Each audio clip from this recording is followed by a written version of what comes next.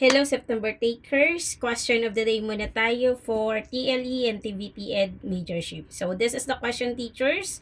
There are plenty of pinfish that can be raised in aquaculture facility.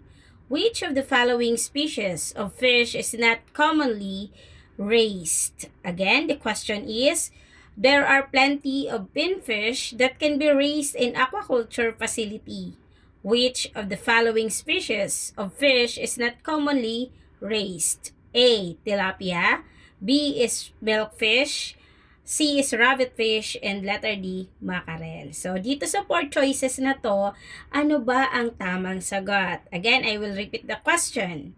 There are plenty of finfish that can be raised in aquaculture facility. Again, nasa aquaculture facility daw. Which of the following species of fish is not commonly raised? A. Tilapia. B. Milkfish. C. Rabbitfish. And letter D. Mackerel. So, alin ba ang tamang sagot? Ang gagamitin nating technique, teachers, is elimination method. Okay? Anong ang technique ang gagawin natin? Elimination method. So, ano ba ang pagkaintindi natin pag sinabi natin, teachers, na aquaculture? Di ba pag sinabing aquaculture, it is referring to the controlled cultivation of aquatic organism, katulad ng mga fish, shellfish, yung mga seaweeds, in ponds or cages, mapatanks man yan. Hindi lahat ng isda ay angkop dito. Kailangan nila ng species na madaling alagaan o pakainin at paramihin. Okay, yun yung aquaculture. Okay, so ano ba ang tamang sagot, teachers? Unang tanggalin natin is si tilapia. Si tilapia po, teacher, is wrong. Kasi ang tilapia ay isa sa pinakakaraniwang inaalagaan sa aquaculture, teachers. Okay? Madaling paramihin si tilapia, mabilis lumaki si tilapia, kayang mabuhay sa iba't ibang kondisyon ng tubig. Kaya, kumbaga, si tilapia is widely used sa mga fish pond o cages dito sa Pilipinas. Kaya mali po si tilapia. Again, ano nga yung question? There are plenty of finfish that can be raised in aquaculture facility. Ang tinatanong lang namang, teachers, is which of the following species of fish is not commonly raised sa aquaculture? Maling sagot si letter A. Kasi nga po, ulitin natin, si letter A is madaling paramihin, mabilis lumaki, at pwede silang mabuhay sa iba't ibang kondisyon ng tubig. Okay po ba? So, madaling gamitin, paramihin si tilapia, lalo na dito sa Pilipinas. Next na tatanggalin natin is si bangus. Ayan. Bangus or milkfish. Ang bangus ay isa ring pangunahing aquaculture species sa bansa natin.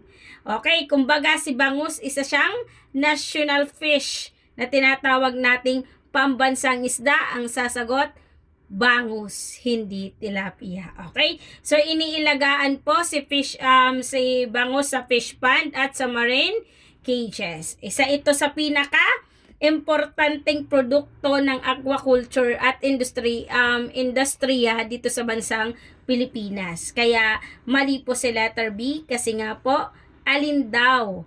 Ang tanong lang naman, which of the following species of fish is not commonly raised? Okay? Si tilapia, si milkfish, madaling paramihin at madaling alagaan sa aquaculture. Okay? So, dalawa na lang po ang pagpipilian natin.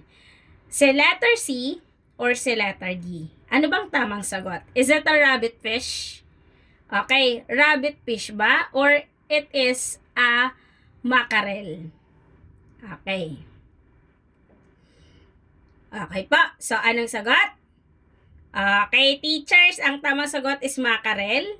Siya po ang hinahanap natin na not common species, commonly raised in aquaculture. Okay? So, si ano po, rabbit fish, sa madaling salita, danggit po yan. Ano nga si rabbit fish?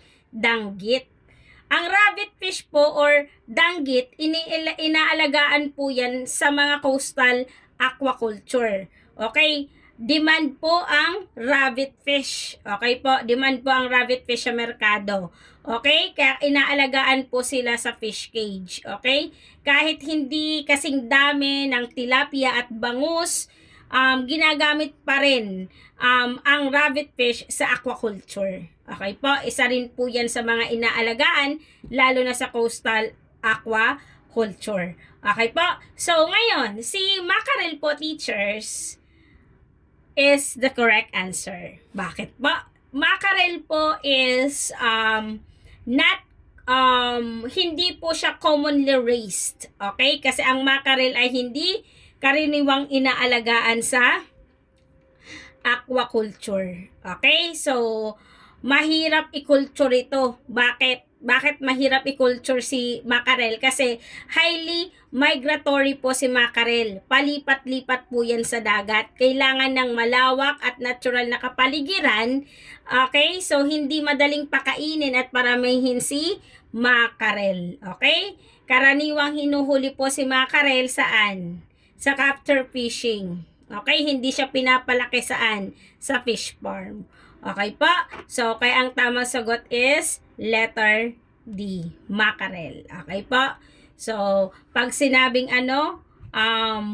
mabilis erase, lumaki, automatic niyan, si rabbit fish, milkfish, and tilapia, talagang commonly raised po yan sa bansang Pilipinas.